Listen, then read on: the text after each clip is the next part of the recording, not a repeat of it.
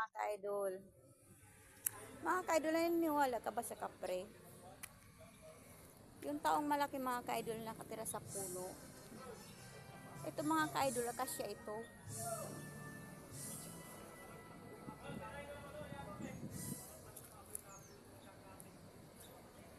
Yan mga ka-idol. Puno ng akasya yan mga ka-idol. Pag tuwing lumalabas ako dito pag gabi mga ka-idol, may nagsisitsit sa akin.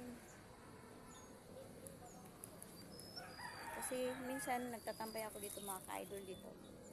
Yan, mga ka-idol. Dito ako nagtatambay kasi dito po ako nagwawalis mga ka-idol. Nagwawalis ako. Mga ka-idol. Ay mga ka-idol, isang gabi, nagtambay ako rito. May nagsisitsit sa akin at saka minsan tinatawag ang pangalan ko mga ka-idol.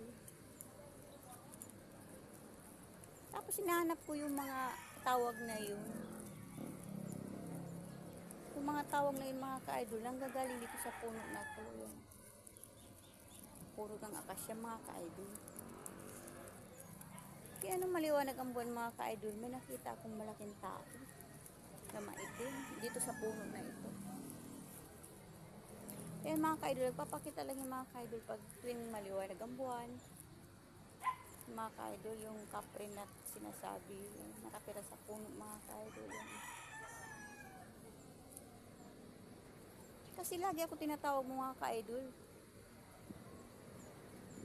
Minsan gumagamit siya ng boses.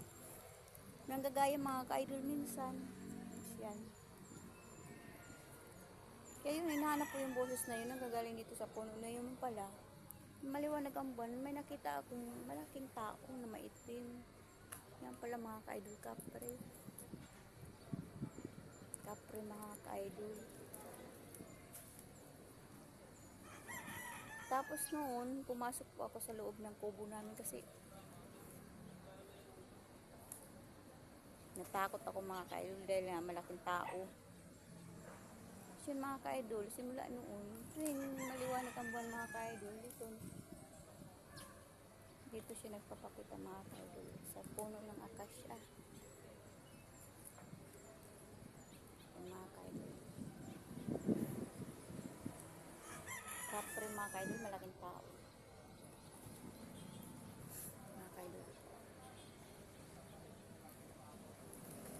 Pati pag naliligo ang mga ka-idol, may nagsisitsit sa akin.